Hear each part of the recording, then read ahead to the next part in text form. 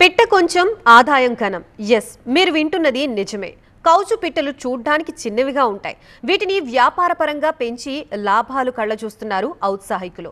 కౌజు పిట్టల పెంపకంలో ముందుకు దూసుకుపోతున్న ప్రకాశం జిల్లా పాకాల గ్రామానికి చెందిన యువకుడి సక్సెస్ స్టోరీని మీ ముందుకు తెస్తున్నాం.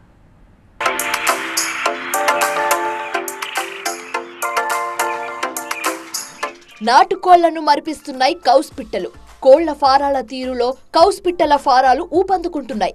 కౌస్ పిట్టల మాంసం కోడి మాంసం కంటే రుచిగా ఉందంటున్నారు భోజన ప్రియులు.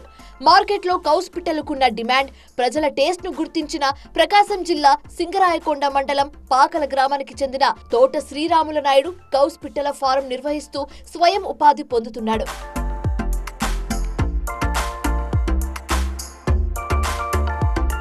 పగటి పూట కూలి పనులు చేసుకుంటూ సాయంత్రం పూట చికెన్ స్నాక్స్ అమ్ముతుండే శ్రీరాములు సొంతంగా వ్యాపారం చేయాలని కలలు కనేవాడు. కొన్నేళ్ల క్రితం నెల్లూరు జిల్లాలోని కావలిలో తన స్నేహితుడు మామిడి తోటలు నిర్వహిస్తున్న కౌస్ పిట్టల పెంపకాన్ని చూసి ప్రేరణ పొందాడు శ్రీరాములు.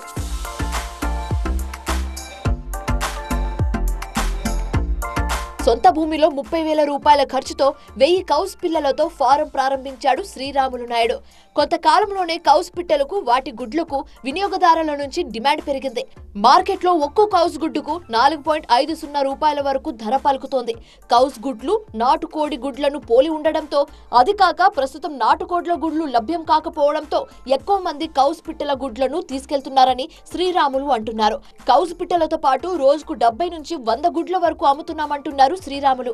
దీన్ని నిర్వహించిన ప్రధాన కారణం ఏంటంటే, బయట ఎక్కడికన్నా పోయి ఒకరి కింద ఈ పని చేయడానికి ఇష్టపడక సొంతంగా ఏదైనా పని చేస్తే బాగుంటుందనే ఉద్దేశంతో కావలి దగ్గర ఉన్నటువంటి మా మిత్రుడు పార నిర్వహిస్తూ ఉన్నాడు. అతన్ని దగ్గర కలిసి ఇది ఎలా చేస్తున్నారు ఏందనే విషయం కనుక్కొని అతని ద్వారా నేను ఈ యొక్క కౌసుపెట్టల పారాన్ని నిర్వహించడం జరిగిందండి. కౌసుపెట్టలు మార్కెటింగ్ కొంచెం ఇబ్బందికరంగా ఉంటుంది.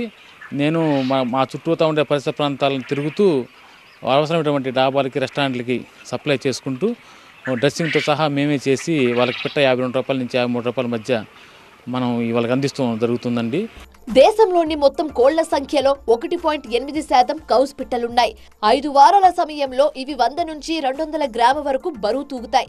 వీటి మాంసంలో ప్రోటీన్స్ మిగతా కోళ్ల మాంసంలో కంటే అధిక మోతాదులో లభించడంతో ప్రజలు కౌస్ మాంసం, గుడ్లను ఆహారంగా తీసుకోవడం పెరుగుతోంది. హోటళ్లు, రెస్టారెంట్లలో కౌస్ పిట్టల మాంసానికి డిమాండ్ పెరగడంతో రైతులు కౌస్ పిట్టల పెంపకం వైపు మొగ్గు చూపుతున్నారు.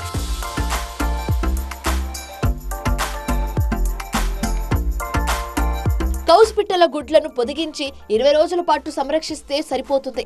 అనంతరం వాటిని 35 నుంచి 40 రోజుల వరకు పోషిస్తే కౌజులను అమ్ముకోవడానికి సిద్ధమవుతాయి. శ్రీరాములు నాయుడు 6 ఏళ్ల క్రితం వీటి పెంపకం మొదలుపెట్టి తొలి బ్యాచ్ పక్షులను విక్రయించేందుకు చాలా ఇబ్బందులు ఎదుర్కొన్నారు. హోటళ్లు, దాబాల వద్దకు వెళ్తే అతడికి ఎన్నో చేదు అనుభవాలు ఎదురయ్యాయి. 4 ఏళ్ల పాటు మార్కెట్లో తిరిగి నేడు పూర్తి స్థాయిలో పట్టు సాధించారు.